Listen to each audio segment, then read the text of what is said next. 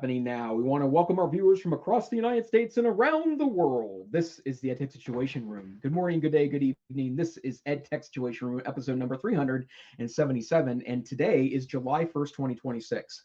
My name is Jason Neiffer. I am the Executive Director of the Montana Digital Academy, which is Montana State Virtual School located on the beautiful University of Montana campus in fabulous Western Montana, where it is chilly and rainy this week in Western Montana, which reminds me, this Saturday is my wife and I's 22nd anniversary. We got married on July 4th, 2004. The reason why is because both of our parents were married on July 4th, and we couldn't ignore the coincidence.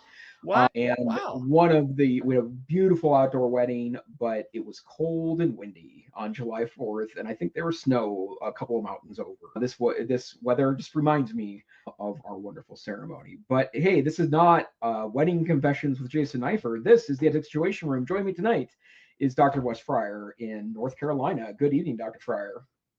Good evening, Jason. Yes, I am a middle school media literacy and STEM teacher here in North Carolina. I am wearing my, you know what this is? If it flies, you know what the rest of this is?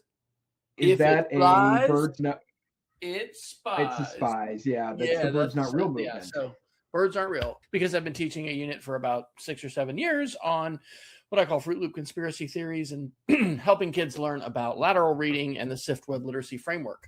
I was thinking, Jason, do you remember when it was a Montana, maybe it was Montana State, emailed us about syndicating our show to maybe put us on the radio or something? I was thinking maybe we need to have a clipped version, because people probably don't want to hear the banter at the beginning, even though I really enjoy this part. But yeah, I don't know. We need to go syndicate it, man. We need to go on Montana AM radio. I think that would be that's our ticket forward. I think it is too. And clearly embracing the old and the new tech all at once, right? Hey, if I could get a license, I actually looked into it. Nonprofit organizations, when it's open, and the FCC apparently doesn't have it open, can register for local broadcast licenses to broadcast on AM or FM. So I think that'd be really cool. Yeah, that would be really cool, actually. And I've always loved radio. Radio has been an important thing to me. Absolutely. And I think that's something cool to think about.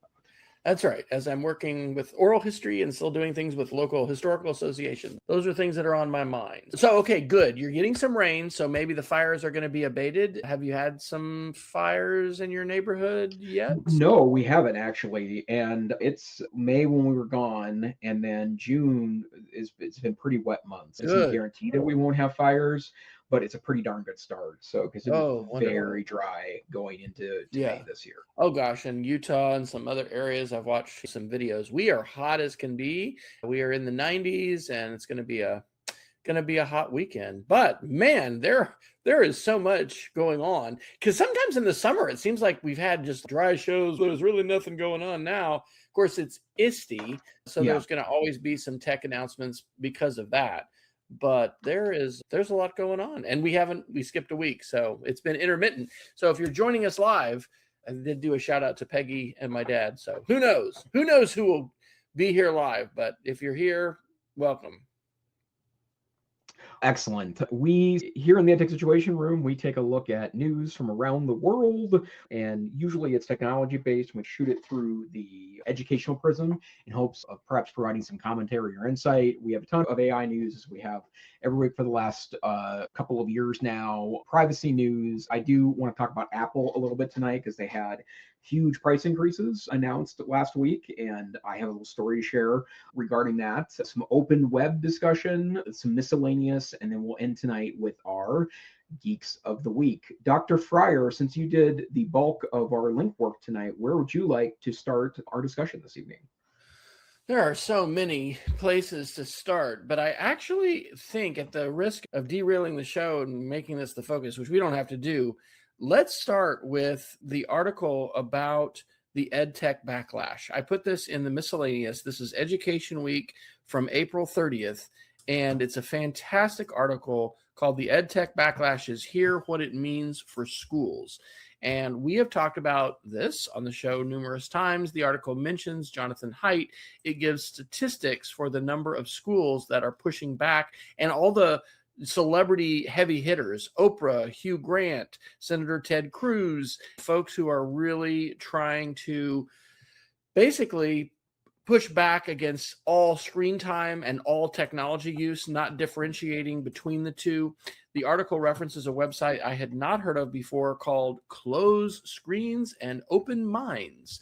And actually, Union County, North Carolina, which is the county that we live in, is cited in here for the positive focus that their leaders have, the positive uses of technology, the ways in which they were prepared for the pandemic, and basically EdTech advocates, but not just for EdTech, for the appropriate uses and the ways that they can be differentiated and meet student needs, et cetera, et cetera. I just would commend this article to folks. And I think this is absolutely one of the most important topics in the realm of educational technology for us to be aware of and to be able to articulate. I think it will be not just interesting, but it'll be a big deal to see how schools are going to respond to this, because this is on the minds of parents. We've had many states and state legislatures now pass laws regarding cell phones. And then we've also got AI coming into the mix.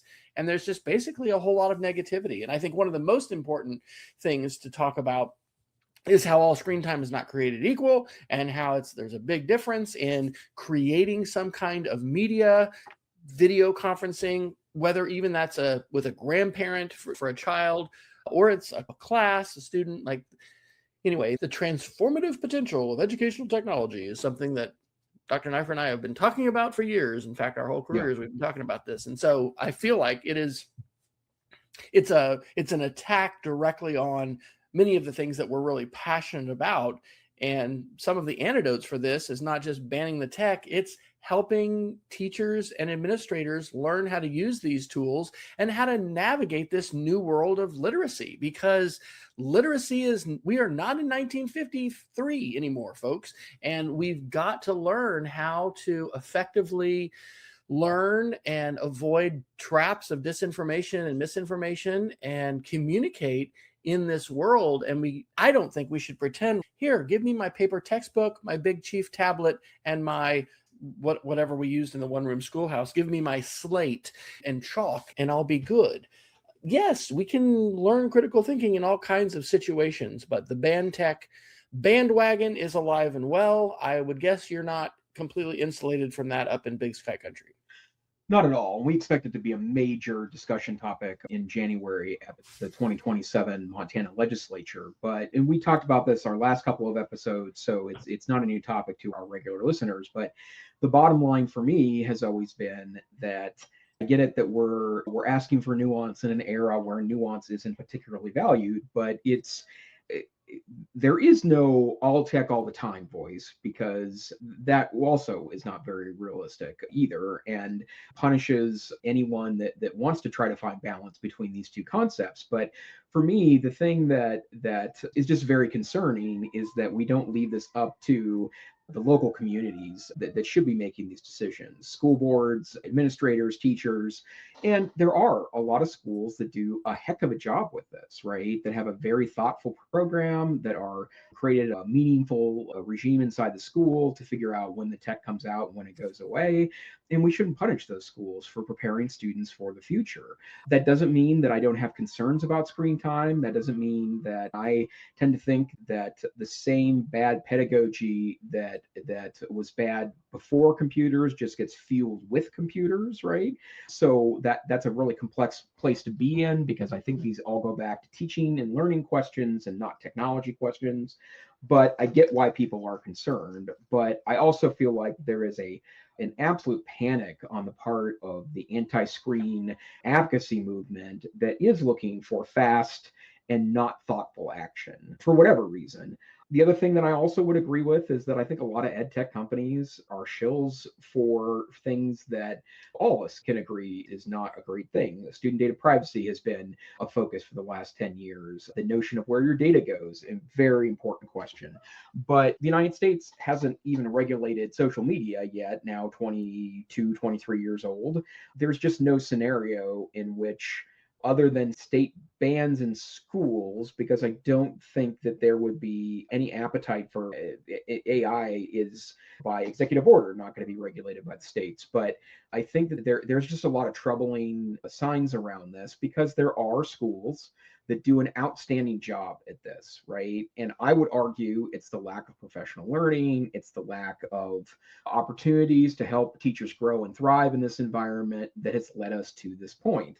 And I will say too that as a somewhat advanced tech teacher in my teaching days, I had to find my own professional learning because there was nothing locally to push me. That sometimes meant a conference, that sometimes meant a lot of self-study.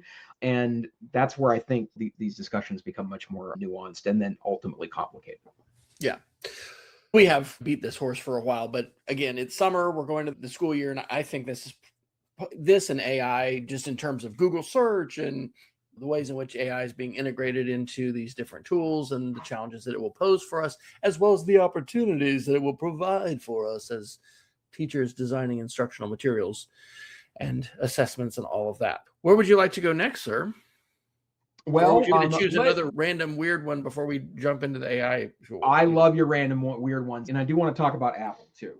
Okay, all right. The miscellaneous category is just kind of fun here. Here is, and I'm interested in an update on your home DIY situation. We lost internet last night. Our fiber provider was like doing maintenance, and we lost it for 6 hours. So I couldn't turn off actually I could turn off my backyard lights because I've switched to Home Assistant. So here's an article from Make Use Of. This was from June 24th, 2026. Headline, I run my whole house on Home Assistant and Prime Day is the cheapest time to actually start. So I need to continue to move forward in my own use of Home Assistant. And we've talked about this before. This is a Raspberry Pi based DIY free alternative to Amazon's Alexa ecosystem or the Google Home ecosystem. I am using mine in tandem with Google Home because Google Home is what I primarily have, but it provides other ways to connect, and it provides some resiliency because, for instance, when the internet is down, I can do nothing with Google Home. But now that I have Home Assistant installed and is running locally, again, on a Raspberry Pi, I'm able to open up the app, it connects locally, and I can still, for instance, control lights, which is basically what I'm doing with it at this point. So Jason has left the building. He stepped out for a moment, so we'll hope he's going to return. He has simply paused his camera. So while he departs, hey, why don't I do this? I'm going to share my screen, and we'll talk about a few more of these sort of miscellaneous articles before he returns. This is really fun. This is from Open Culture, and Leonardo da Vinci's notebooks, I didn't know this, had been separated into two parts, and they have been reunited and put online. So this is an Open Culture article from June 24th, 2026. And according to the article, one of the inheritor of da Vinci's notebooks basically separated them into two sections. He actually cut them. And so they were cut into a section that was the largest, that focused on technical and scientific topics. And then the smaller one was focused on artistic and figurative. And of course, he had his very famous backwards writing. But I think this is really cool because creativity and also technology and art, these things go together. And so it seems like it was an artificial separation to try to say, oh, we need to put the scientific and technical stuff aside from the creative. So this was another just random miscellaneous category. Jason, you're back. What is your I was doing the Home Assistant article. Do you have any updates? Are you continuing the journey for the Home Assistant? Maybe, is that why you bailed out? Did you have to go grab your Raspberry Pi? Deal with the security issue? No, I had to deal with my dog is being a little impatient tonight. But, okay. I am running Home Assistant right now. And the reason why I certainly want to comment on this one is that, and this relates to AI, but only in what I've been doing it with its sort of way. But I do think there's a lot of risk in AI getting inserted into critical learning environments thoughtlessly or inappropriately. But what I have been able to learn in the last year, because of the availability of AI, has really extended my technology skills. And I think I've said this before a couple of different times, but I always perceived that I have a lot of tech skill, but it's limited. And so sometimes I would find something on the internet that gave me an interesting idea, and then I'd run up against the wall and I'd spend 10, 20 minutes Googling. And if I couldn't get it figured out, then I just gave up. But that's not been the case since AI has been available. And you mentioned a Raspberry Pi. This is one of the mini PCs that have been available mostly to corporate clients in the last 10 years or so. But this was $50 on eBay, and I put Linux on these and then run them as little mini servers at home. And I can host tons of digital tools, including something like Home Assistant on this. And one of the things that I've actually done, and I think I mentioned this, I bought a couple of used old trash can Macs, the Mac Pro from 2013, because they go for a song now because they're not supported anymore. Those are running as servers in my house too, to host some experimental AI tools. And I would have never been able to pull that off if it wasn't for, because the bottom line is that ChatGPT and Claude will walk me through errors. And I also tell it, don't just give me the commands, explain it to me, right? Like, I want to understand this stuff. Yes. And so I know much more than I did even 2 months ago. And I set up some really wild stuff at home utilizing various types of AI agents. I think we talked about the Hermes agent a couple of weeks ago, which is my current preferred platform. But things like Home Assistant are more accessible to someone like me that typically wouldn't have time to butt your head up against the brick to try to install various software suites on alternative hardware. But AI has been a real game changer for me personally in that particular space. I have so much appreciation today that I did not have 2 months ago for the terminal and the command line, because using mainly Claude, I am in the process of migrating my virtual private server that I've had on the same cPanel WHM for years. And it has been so bad in terms of cyber attacks, and this ties to the open web is closing articles that I've got in here, because AI bots, scrapers, the pressures that those put. But there is just no way I would be managing my server through the terminal and through a command line. And now I can do that pretty much everything through the command line.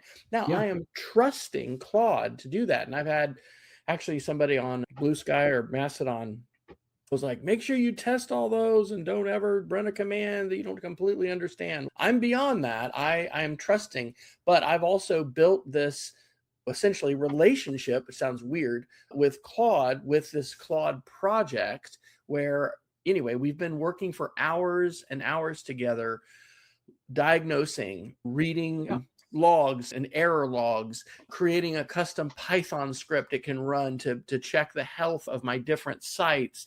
And then there are many things that I can now type on the command line that I didn't before, but I usually just opt for it to give me the exact syntax. And sometimes it will, and then this is with vibe coding as well, sometimes it'll go to this line and do this. And I'm like, no, I want you to give me the full thing. I want to copy and paste it. I want you to make it easy for me. But your point about explaining, if people are not using these tools, I do not think that you would understand or appreciate just how powerful a tutor these tools can be. And yes, they can hallucinate. Yes, they can get things wrong. Yes, it's weird sometimes because you can sense a change in it. And I think we got this in the show notes. Fable's back, baby. I just ran my first Fable, it's been off for a month or something like that. And it's now the most powerful model that Anthropic has released. Yeah, I agree totally with all of the above. And I don't disagree with folks saying things like, don't ever run a command that you don't totally understand. But I think it's also different once you get past that baby novice standpoint, right? The only way to learn is to screw up. And when there's something to be said about don't do this kind of crap on a production machine. And in the same way, too, that 6 months ago when OpenClaw was released, I warned everyone, don't install this. And I would still tell you not to install this. But if you want to experiment with it, then get an old laptop, install Linux on it, and do it there. It's playing with media. This is playing with media, finding a safe sandbox where you're not going to jeopardize your data and the learning that can come from those kinds of iterative, exploratory, sometimes whimsical. Are you installing some new RAM? No, I'm trying to get this back together because I pulled it apart, but like a dumbass here. But yeah, totally, right. And I do think I said something a couple of weeks ago, and I'm not sure if I had a chance to say it here. I gave a presentation a couple weeks ago at the Montana Summer Office of Public Instruction Summer Institute, and one of the things I said there was that in a lot of ways, I'm the best person and the worst person to tell you about these AI tools. And the reason why is that my curiosity gets the best of me a lot, right? And I've always been someone that likes to dig into things and likes to understand better and wants to break something so I can fix it, like that sort of thing, right? And that is something wonderful and also vaguely terrifying about AI, right? Because I do think it can help you spin up a lot of interesting things and give you a lot of extra capacity, but you also need to think about in service of what, right? And I think that's another part of this that I'm really thinking a lot about because of what's really happened with me in the last couple of years with understanding things that I have no time to deal with in my professional life. And I used to do this kind of stuff for fun in my personal life, but it would only go so far. And now I have to say it is consuming me as I think about and look at these various tools and pieces. But a lot, it's very interesting to see it through this lens as of late. Sounds good. But let's talk Apple. You want to talk about some Apple stuff? I do. So Apple announced last week that they were raising prices on most of their products. And we knew this was coming because Tim Cook talked about this in a quarterly stock call and also had been talking to the media about it to cushion the blow.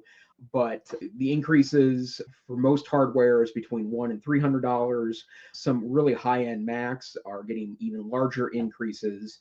And it's the RAM shortage, right? The RAM shortage, which created, the AI created incentives for a lot of companies that were making RAM to switch. We talked about Micron in the United States and the switch that they're doing to head more towards kind of an AI-centric world for profit purposes. They were a major manufacturer of RAM. And so that's a problem because RAM is a critical component in computers, and modern day systems can't get away with 2, 4, 8 gigabytes anymore. I think the minimum you want is 16 gigabytes on a functioning machine, right? Isn't that crazy to say? That's just crazy to say, but it's true. Yeah. Yeah. But the reason why I wanted to talk about this was that I'd heard a little bit about this, but it became a big reality for me. I updated to a MacBook Pro M5 earlier this year. They gave me a sweet deal on my M4 to trade in, and I'm not paying that much a month for a year to own the new one, and it was interest free, and it's all good there. I'm really excited about that prospect. But it died a couple of weeks ago, and very unfortunate. I've never had a Mac straight up die before, and it was a kind of a pain in the tush to get it shipped off to Apple. I had to go to my local Best Buy store. They were not helpful at all. That was where Apple sent me to go deal with it, and they told me that Apple gave me bad information. And so I contacted Apple, and Apple said that Best Buy gave me bad information, so they had to take the box, or they sent me a box, and I sent it back to them. It went back to them last week and made to them on Thursday. And Thursday, I got a message from them saying that they need to order a part. So I wondered why that they just didn't send me another one, right? That's usually what they would do, is just send you a refurbished one. One of the reasons why that's the case, I think, is because the reason why I updated was to get 64 gigabytes of RAM on my MacBook Pro. They don't offer a 64 gigabyte model anymore in the MacBook Pro M5. So and I was shocked to see that. I also noticed that they're not offering a 64 gigabyte Mac Mini, which is something I invested in a year ago and scrimped and saved to get the extra RAM in there because of AI applications. They don't offer that anymore either. Wow. It's a Mac 48 gigabytes. So not only have the prices increased, their higher end models just don't exist anymore. I also know that the Mac Studio, which is their highest end machine, is it used to have a cap out at 512 gigabytes of RAM. That is now down to 128 gigabytes of RAM. Now, if you're running a Mac Studio with 512 gigabytes of RAM, you are almost certainly doing some kind of high-end AI something or another. So that's who those machines were for. But the fact that they've capped the memory in these two really takes a lot away from the kind of high-end history that Apple has. They were amongst the first to standardize things like 4 and 8 gigabytes of RAM. When they introduced the Mac products with the M4 chips in them, they bumped the minimum up to 16 gigabytes because that required now for smooth coverage. But very interesting that all these prices have increased. And I also noted that the MacBook Neo, which the starting price for that $599 was one of the major selling points of it, it has also been bumped to $699 due to the RAM shortage and computer parts shortage around the world. And that apparently is being driven by data centers. So I did drop a link to a 9 to 5 Mac article, which is titled, "When Will Apple's Prices Drop Again? Maybe Years, Maybe Never." And so as long as we are seeing this AI boom where apparently investors can't give AI companies enough money fast enough, and the build out of these supercomputers and all the stuff that goes with them, including RAM, as long as that continues, we're not going to see less expensive computers. It's affected, I know, at our school purchasing in terms of leasing. We lease some computers for some labs and just too costly to get the towers that we'd had before. So we're getting laptops, and I hope that their performance is equal to, hopefully better than, the ones that we started with 3 years ago. But I don't know. We're having to make some compromises. And I'm sure that, again, return on investment is so important for pretty much everybody. Jason does sometimes turn over his phones and devices, but he also has a whole lot of other devices that he runs that have a lot of mileage and a lot of years on them. And schools certainly need to do that in many cases. So it's unfortunate, totally, because we're not going to be out of this RAM shortage anytime soon, I don't think. No. And I would also note, too, that when I started playing around with these mini PC boxes, especially during the pandemic when Raspberry Pis became a lot more rare to pick up for a couple of years due to supply chain issues, these mini PCs became the alternative. They do use more power, although not dramatically more power than the Raspberry Pis.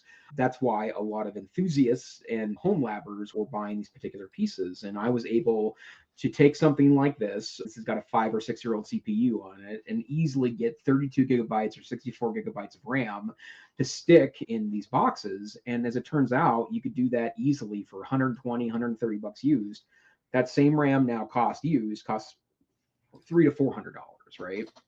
And yeah, very strange place. And I've also noticed too that you can pick up a lot of kind of tinkerers like myself will pick up 10 or 12-year-old workstations. I'm talking about the things that engineers would use with their software 10, 12 years ago as a home server. And the older memory is two generations old now, is DDR3 memory. That now is out of control, expensive, because a lot of companies that need a server and can't afford something new and have relatively light needs are also taking advantage of older equipment. And I think there's a chance here that things could get a lot worse before they get better, but it's certainly a very strenuous situation and will absolutely impact schools. Yes, it will. Could I do the open web article? Please. Okay, and then we probably should jump to AI. Have you noticed that the open web is on the ropes, Jason? It appears with logins. I've heard. Yeah, so I think I mentioned Cory Doctorow's enshittification. We've talked about that a few times, and his arguments about the trajectory of the web and big platforms that are monetizing their users. Here's an article from Ars Technica. This is from yesterday on June 30th, and the article is titled, "Reddit Will Require You to Log In to Use Old.Reddit.com."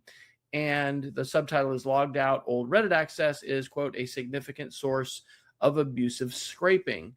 And I am a huge fan of the open web. I can date myself now because I think I made my first web page probably in 95 or something like that. Now, I had done computing stuff before that, but as far as like putting a web page on the internet, I've been doing that for a while. And open websites that don't require logins and the scraping and the pressure that puts on websites is significant. And I think that's part of what I've been experiencing with my own websites. And it's just crazy with the logs and all of this and the ways, again, where using AI in the terminal, it can help me decipher all of that.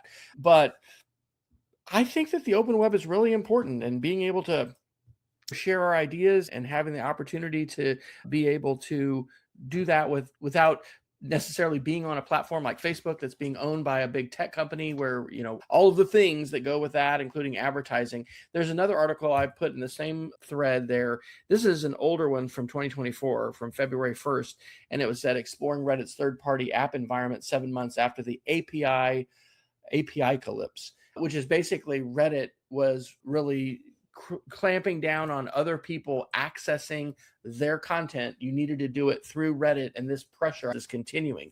But it reminds me of Twitter. I don't know if you used, Jason, some different third-party Twitter apps. There was a whole host of different ones that we would use back in the day before Twitter became X, in order to access tweets and then see them the way that we wanted to, filter them.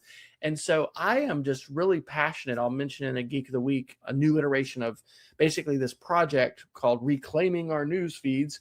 And I think that utilizing open tools and then being able to, you've re-entered, being able to, for instance, use tools like Mastodon, Flipboard, YouTube, which are still creating an open feed like an RSS feed, and then being able to do things with those feeds of information is really powerful. And what we're witnessing, and I'm becoming more aware of, is a closing of the web. And there's different reasons for that.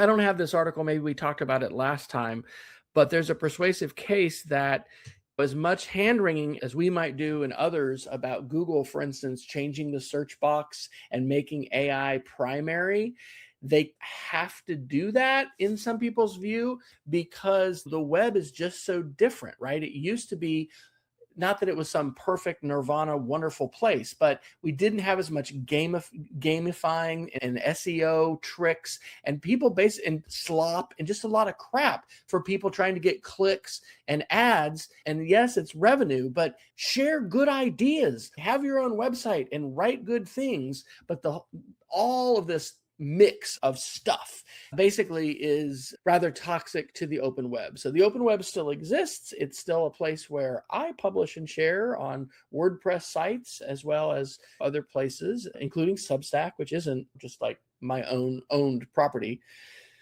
But anyway, I thought those articles about Reddit were interesting because I don't want a walled garden web. I don't want to have to log in and pay a subscription for everybody to read anything. I love podcasts. I love the fact that I guess China maybe has been monetizing there since the beginning. We read an article, shared one a long time ago about that. But the way that podcasts have grown up here in the United States, it's open. The RSS is the OPML. These are standard formats, and I think it's wonderful, and I'm glad that companies have not completely co-opted it. We do have subscription-based podcasts, and there's ways that people subscribe, and Spotify only, and those kinds of things. So anyway, any thoughts you have on any of that, Dr. Neiffer? And are you much of a Reddit user? Because actually, I could tie that to one other article about how important Reddit is to AI and how it's being poisoned.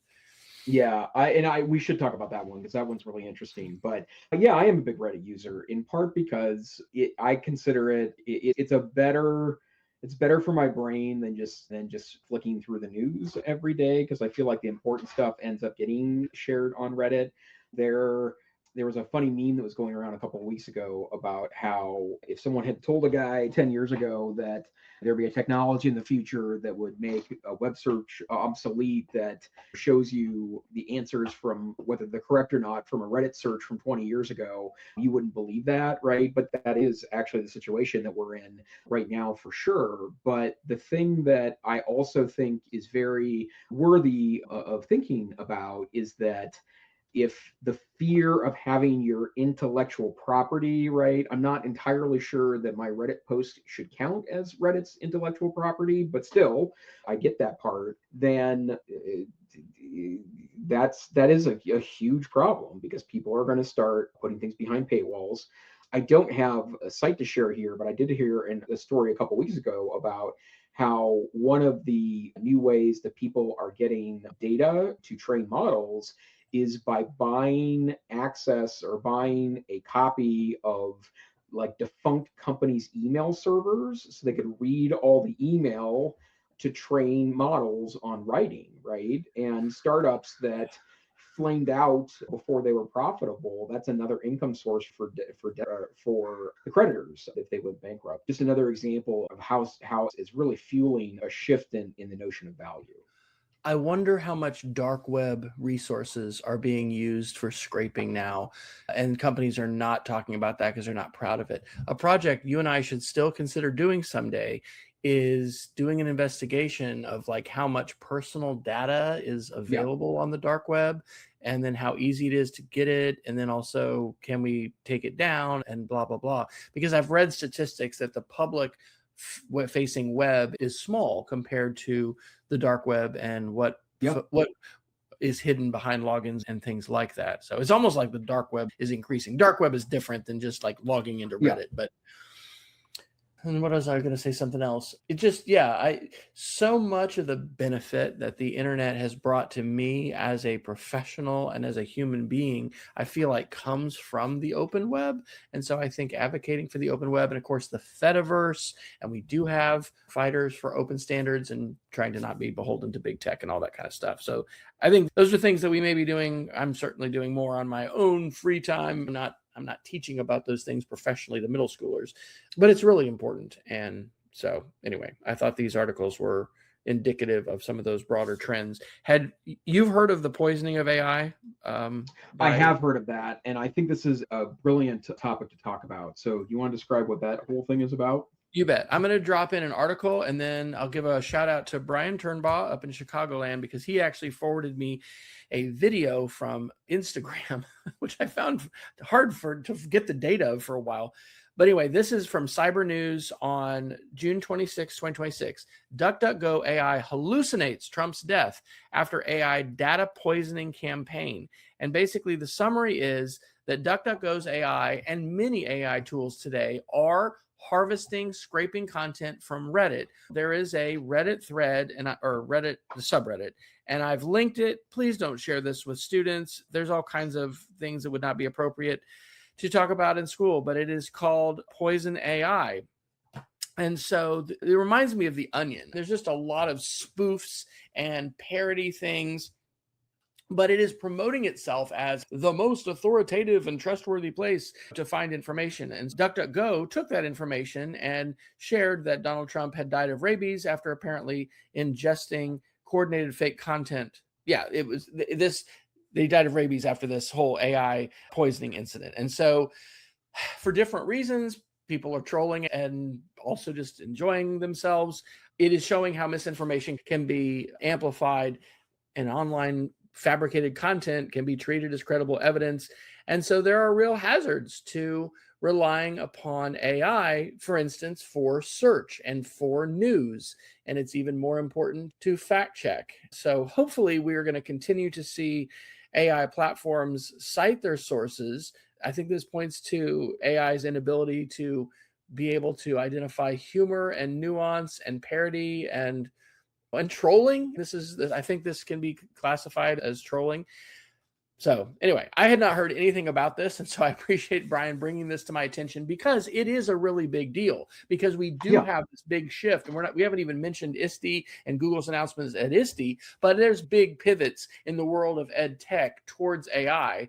And with articles and things like this, of course, this will probably give more fuel to the fire for those saying, that's right, it's all garbage. And I better watch out. I better watch out what I say because of how things can be clipped and put into reels, because I sometimes want to be silly. But yeah, it is a real problem. It's a big issue. We shouldn't ignore it. We need to talk about it and be aware of it, just like hallucinations and other kinds of realities that go with AI today. Yeah, and the bottom line is that it highlights why it's problematic for AI to gather information and answer in these ways, is because it is subject to poisoning in the same way that when 3 years ago they were starting to dig into what train models, that created its own funk as well, right? And all sorts of unpleasantries and downright criminal materials made it into those various types of files. So always things to keep in mind. Absolutely. Okay, sir. I've directed the show here. Where do you want to go and talk about? We have about 15 minutes left. Yeah, it'll be a rabbit hole no matter what. So maybe it's time to cover a little more AI. And I guess I would just start with the big headlines in the last 2 weeks that I think we missed the last time around was that Claude Fable had been released, which is a version of their Mythos model, which had dominated the news for months prior because of its perception that it had all of this power. And then 48 hours after it was released, the United States government issued a memo through the Department of Commerce that said that non-US citizens, I believe, it wasn't even residents, it was citizens, were banned from accessing the Fable models. And so that created a situation for Anthropic where they couldn't really just narrow it down to just US citizens. And that included their own employees in their own company that were not US citizens. And I would imagine that Anthropic has offices around the world. It created a problematic situation, so they pulled it from everyone. And that created a lot of discussion, especially since we also know that ChatGPT 5.6, I think is the next version, has also been temporarily slowed down as the government reviews it and may also be a candidate for, it sounds like they're talking ahead of time now, maybe not be a release and then pull back situation. But it was announced yesterday that the Department of Commerce has pulled their initial guidance. And in fact, I just saw that Fable is now available in my Anthropic account. Yeah, I just saw it pop up because I'm using Claude every day. So I noticed those kinds of things. In fact, I did use it. I like how Claude will let you change your model mid-conversation. And to me, it's just so fascinating, right? Think about an analog to a classroom, because with these models, you can say how much effort you want it to expend and then which model you want to use, because the higher models and the greater effort will take more of your tokens and you will use up your allocated bandwidth or whatever, your allocated tokens faster. But it's just, we would never have a student walk in and say, hey folks, today we're just going to be on 50% effort. Okay. Just give me your fast answer.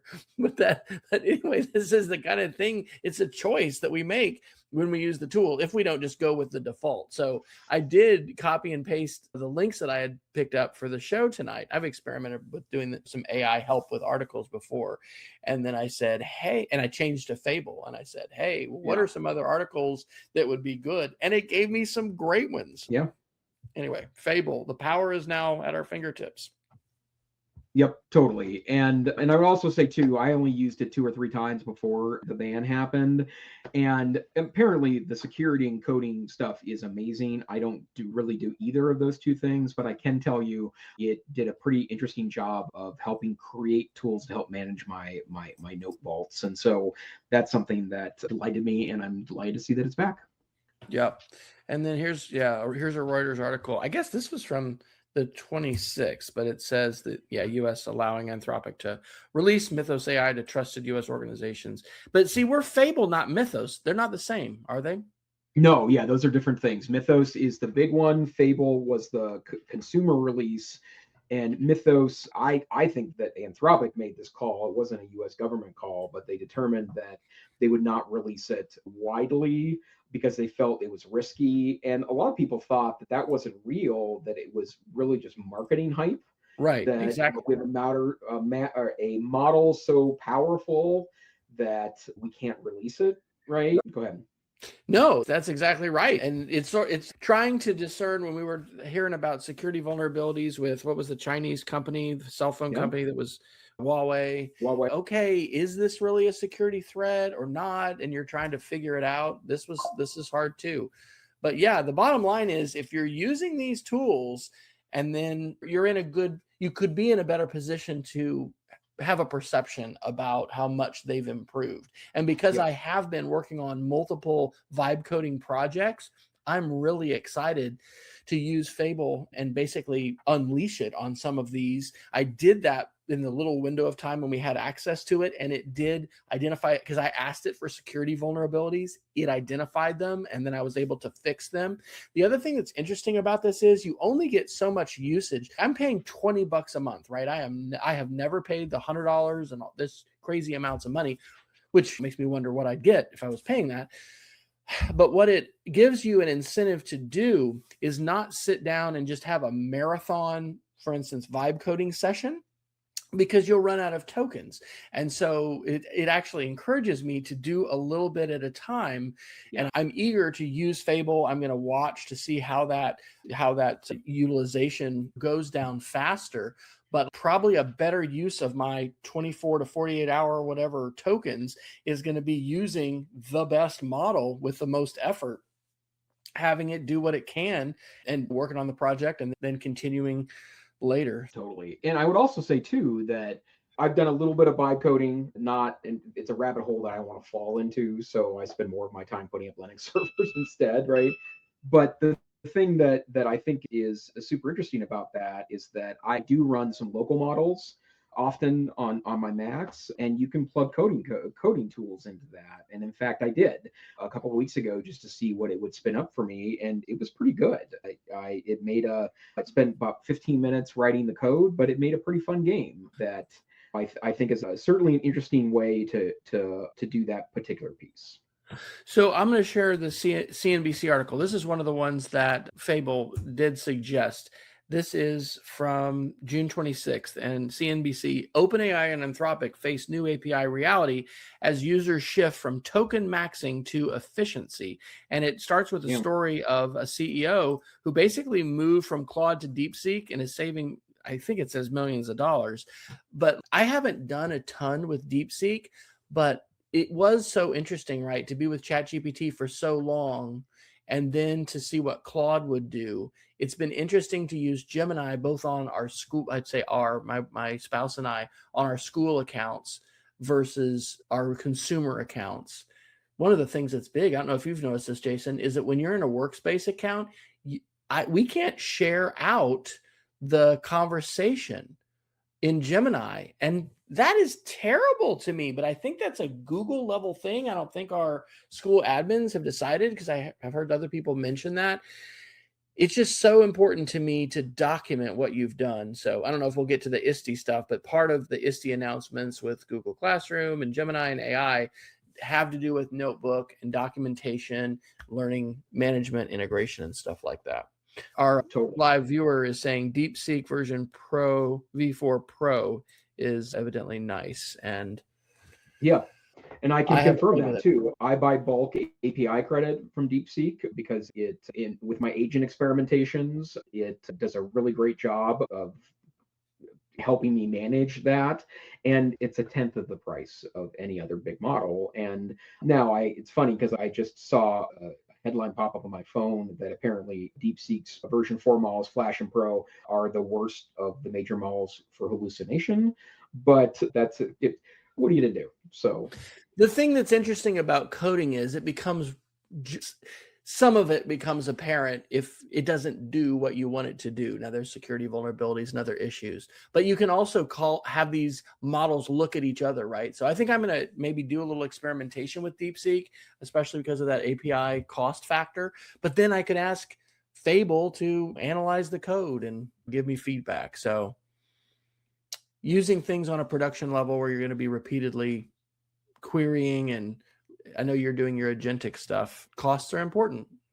Yeah, they really are. And one of the reasons why I say don't install OpenClaw, you need to keep this far away from student data, in part is because that kind of stuff isn't going to make it very quickly to schools because of the safety that we have to pay attention to on behalf of students. And I am very excited for the release of Google Spark later this summer. It is now available as part of the Mac desktop app for Ultra users.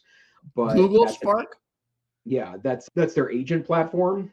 Okay. And so That's coming soon. And I will say it's not full agent, but I took the AI studio, or I'm sorry, the AI workplace studio, which is different, or workspace studio, which is different than AI studio. Google is not great at names, and I now have it sending me a brief 3 times a day about what email needs to be handled right away. And I'm not in my email as much as I was, and I'm doing a better job of keeping up with it. And I think that kind of stuff will be a real powerful way to use AI without compromising a lot of the things that I think regular AI use is quite controversial with. I'm sure this is a rabbit hole, and if you want to wait for later, but you have an article for Claude on getting started with loops. Is that something you want to comment on, or do you want to save that for a deeper dive?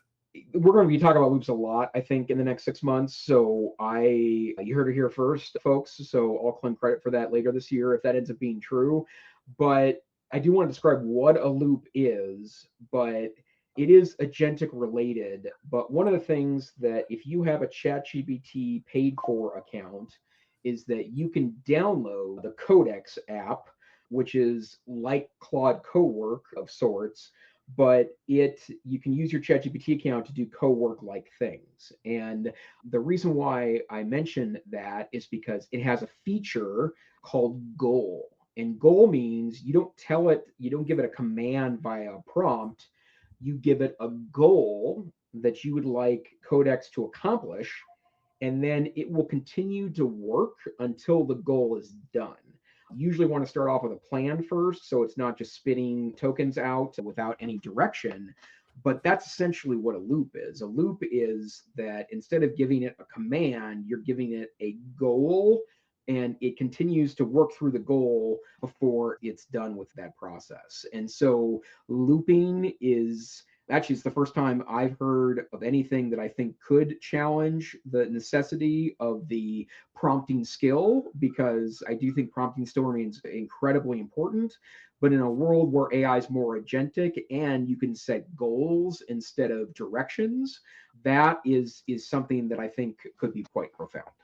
And what I think we're going to continue to need are good communication skills. Yes. Because it is so powerful to use these AI tools to come up with the prompt. When I'm creating instructions for a Claude project, or I've talked about Flint AI, and they have wizards that'll basically do that. They'll use AI to build more precise, comprehensive instructions and better prompts. I think that's going to be a thing, but articulating what is your goal? Why do you want to accomplish it? Are there examples of it? Can you point to bodies of work or other sorts of things that are like that?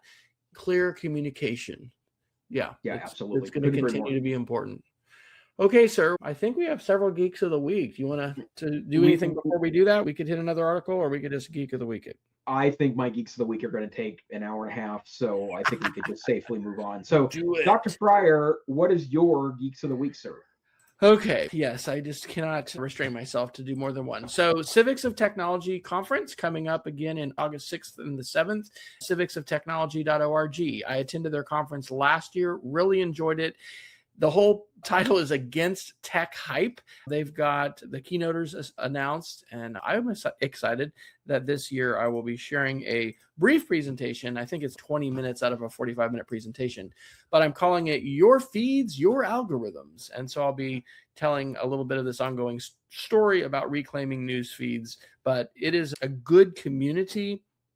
Dan Krutka, who's at the University of North Texas, I knew back in the Oklahoma City days, organizing ed camps together, is one of the key organizers there, and it is fantastic. So just sign up for that, and it's a live Zoom-based conference. Great way to connect with other educators who are interrogating claims about AI and technology more broadly, and I think it's really good to have our thinking challenged. I made a little video and blog post, and I called it Streamlining Student Logins for Summer STEM Camps.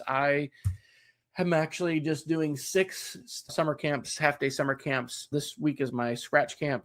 But anyway, it's about how I basically am handling the logins and all this. I'm doing mainly younger kids, like rising third, fourth, and fifth graders. And lastly, on Saturday last, I guess a week before Saturday, I got to do a workshop for the Daughters of the American Revolution in our local area. They had a 3-part genealogy workshop, and I did part 2, which was about oral history for genealogy. And I learned fantastic things. In fact, I'll drop into the show notes my Google Doc of 35 pages or something of notes, but learning about the open standards for family trees, for family heritage is the Mormon Church's free collection of genealogical information, talking about DNA. You can spend a lot of money on subscriptions for these kinds of things, but there is an open standard so you can bring together your family trees. It's just really cool and good stuff. And I just love oral history. So that's it. I overshared. Jason, what do you got? I'm going to overshare a little bit too. So two categories of shares tonight. The first one is that we've talked about a couple of times over about Whisper, which is the open source model from OpenAI that can listen to audio or listen to you speak and turn that into text. So it's a speech to text engine. And releasing that open source has done a really extraordinary thing, because there were a lot of apps that have been released in the last year or two that do a much better job than previous transcription tools. That's really great for accessibility. That's really great for a variety of reasons. But the fact that Whisper has been open source means that a lot of people are building alternative apps to ones that are otherwise expensive using the Whisper model. And so I just want to point out 3 of those today that are good examples of open source apps. One of them is called Open Whisper, another one is called Handy, and the third one's called Type Whisper. They have different feature sets, but it's all local, which means that all the processing of the AI happens on your local machine. And it works whether or not you have, because these are tiny models, well under 4 terabytes. In fact, the most common model is about 800 megs, which means that you can download it to your machine and it'll just fit into RAM. It's not going to be super speedy on a low RAM or an older machine, but it will work. But it's all local, so none of your speech gets sent elsewhere to process. And so that's something that I wanted to share. And then I know I've already shared this one, but I started playing with it more the other day because I had downloaded it for a different reason and then noticed it had a bunch of new features. But we've talked about agentic browsing before. Perplexity has an agent browser. OpenAI has an agent browser. There are plugins for Chrome from Anthropic, but BrowserOS is a Chromium-based browser, which means it's based on the same open source browser as Chrome, and it creates what is referred to as an MPC server in your local machine so that things like Claude can talk to your browser and do things for you, right? Now, that's nothing new. That these browsers that kind of can go on their own have been around for over a year now. But last night, I had Claude talking to BrowserOS, which is a browser, right? And I just tried some different stuff. I did demos with BrowserOS last year, and it was interesting, but not very useful. This time, I had it doing research in the background on go find me 10 sites that offer openly licensed World War I images. And it just did it in the background for me. And when I was ready, I would just go back and it would show me the list. And so really mind-blowing that these technologies work in that way. And I'm very excited about, I think we're not that far away from, assuming we could do it safely and privately, from having AI be able to fill out my travel paperwork. And that's really all I want. If that could just go away in my life, it would be a substantially better piece than filing all the forms I need to travel. And here it comes. Wow. So lots of good stuff to explore, and we didn't really even get to ISTE announcements. So about those, maybe we won't. But yeah, because there are other things going on in the world besides the boat show of the ISTE conference. But I will also note that they did change their name too. They're now known as the International Society for something like, they're still ISTE, Transforming Education, the International Society for Transforming Education, which that's very interesting. Yeah, I think so too. I'm not wild about that change because I think that I can think of some reasons why they might have strategically thought they should do that. but They I'm came not. together with ASCD though, and I Yeah. think are becoming more curricular and just trying to be more mainstream education, not Yeah. ed tech. That sucks, Well, actually. yeah, and I will say too that I really enjoyed. I went to ISTE last year in San Antonio or Austin, no, San Antonio, and I very much enjoyed the conference in part because of the curriculum focus. And so I did my share of tech sessions, but I also did a half dozen sessions on the curriculum side. And it was a really good balance for me because I think there's a lot of pieces here that we can certainly think about and figure out for the big picture. Wow. Interesting. They didn't have to change their domain name because they're transforming education. So that's Yes, yeah. acronyms the same. All right. Dr. Fryer, where can people find you on the internet?